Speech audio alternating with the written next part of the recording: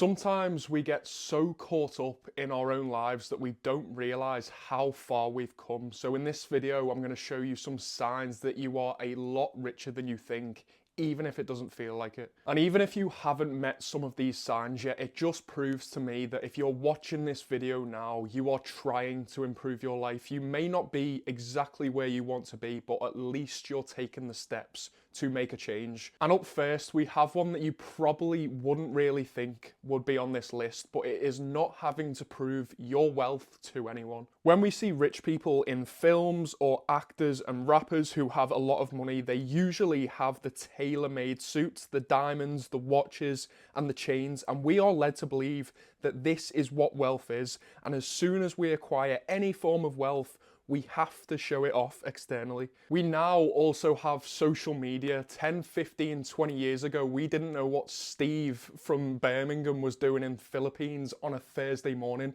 Like, that just wasn't a thing. You could only compare yourself to your friends, your family, and your neighbours. It used to be keeping up with the Joneses, as the old saying goes, but now we are trying to keep up with the Kardashians. Our reality of what normal is has been completely amplified, and I'm not saying you don't have to aspire to be rich and famous. That's not what I'm saying. You can shoot for the stars, do what you want to do, but comparing yourself to someone from another country with different backgrounds, different circumstances, and a completely different journey to yours is not the way to go about it. Social media completely paralyzes generations, so my anecdote for you today will, instead of consuming the content on social media, try and create content instead. This way you won't be finding yourself at 3 a.m. comparing yourself to someone over the other side of the world, scrolling and scrolling and scrolling and being like, why doesn't my life look like this? Instead, if you create, you spend less time scrolling,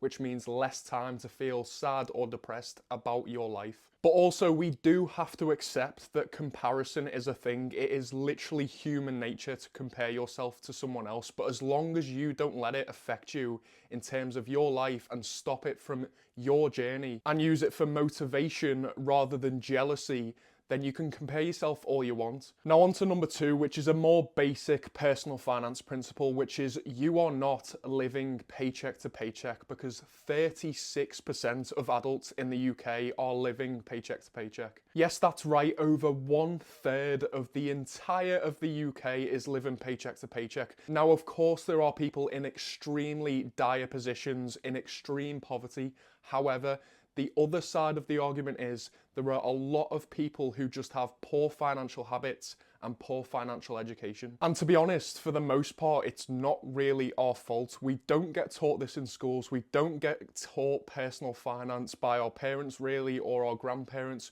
We just kind of have to wing it. So if you've clicked on this video, please start reading just some personal finance books, whether it be podcasts or YouTube videos as well. They are some great tools to enhance your personal finance education. I'll link a few in the description below that have helped me a ton. Next on the list, you have retirement savings, and by retirement savings, I mean you contribute to a workplace pension, or you're investing in the stock market on your own. Because according to the stats provided by Charles Stanley Group, 21% of adults in the UK don't have any retirement savings at all in their pensions. And when I hear backlash on pensions, I'm like, well, yes, you can't take out pension savings until retirement age, which can get more and more and more as the years go on. But you just have to predict that you are going to live as long as possible, especially with the life expectancy increasing. I totally understand you want to enjoy your life now and you don't want the stress of your future on your back.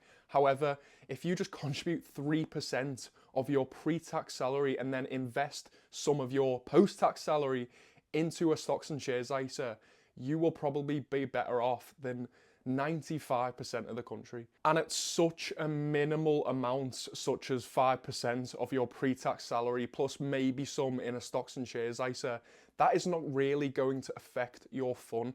So if you want to book holidays, you want to enjoy time with your family, you want to go out for food, you can still do all this while saving for your retirement. And up next, at number 4, you can cover a £1,000 expense at any time, because 2 out of 5 adults in the UK cannot do this. According to Forbes, 39% of adults in the UK have £1,000 or less in normal savings accounts or cash ISAs. So if you're one who can always cover yourself if something goes wrong, such as you running over a nail with your car or you need to fix some plumbing issues, you're doing a lot better than you think. This leads us very nicely onto number 5, which is living below your means. When we get older, there's no hiding that expenses rise and we have to become more independent, especially when kids come along. The cost of living crisis continues to dawn down on us and inflation seems like it's never going to slow down. But for most people in the UK, that's not the issue. It's something called lifestyle inflation. This essentially means when your salary goes up, your spending also goes up to match your salary. And while there's no problem in enjoying your life when your salary goes up, that's not what I'm saying. There's just a lot more purchases that people seem to make that are just completely useless when their salary goes up. And spending more or the same as you make every single month is going to leave you one job loss away from completely going bankrupt. Living below your means not only means you are going to save more money every single month, but you can actually spend money on what means something to you rather than making silly little purchases that you didn't even need and you've probably chucked in the cupboard somewhere. And this will mean that you won't need as much to retire on because you will be happy with a smaller life. Although you can still travel and see everything you want in the world, you won't just get shiny object syndrome for every single thing you see. You'll learn to really understand what purchases mean a lot to you and only you. You'll learn to enjoy life on a lot less than what you see most people spend each month. And also, if you learn how to do that, it'll keep you out of number 6, which is not having any high interest consumer debt. Whether it be personal loans or credit cards, the stats show us by Nimble Fins show that excluding mortgages and student loans,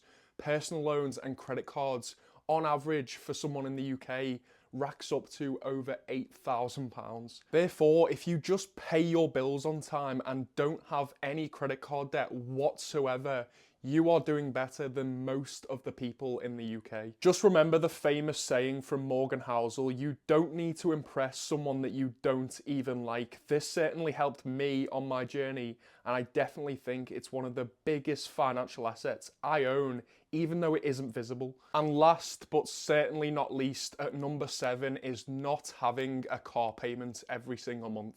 The average car payment every month in the UK at the moment is between £300 and £400 a month.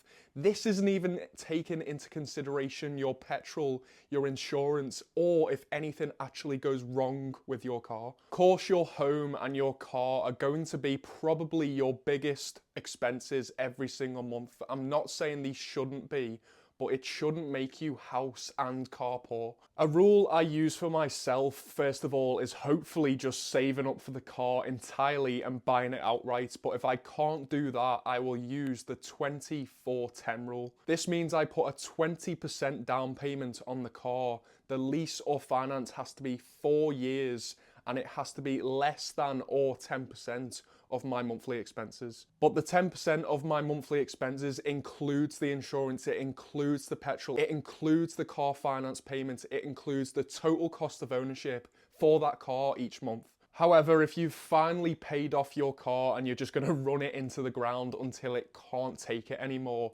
or you've saved up and purchased it outright, you don't have to worry about car finance payments anymore, just fuel, just insurance, and if something goes wrong with the car, you are doing much better than everyone in the UK. Now, I hope this video has shown you what it means to be financially okay in the UK. Of course, we don't have to all be rich and famous with businesses that turn over 10 million plus a year. As long as we've got a roof over our head, we can pay for food, we can pay for our car, and we work a job we enjoy for the rest of our lives, then we're okay. There are people in this world that are in such dire positions that we couldn't even fathom. So we've just got to take a step back and realize how far we've come. I almost killed my camera there as well. But if you take control of your money psychology, your budgeting, your investing, your saving, You will be better off than 99% of the country, I can guarantee you that, but you just have to start taking it seriously. So if you enjoyed this video and you want more content like this, subscribe for more, like the video, and tell me what you want to see next. I hope you enjoyed, and I'll see you in the next one.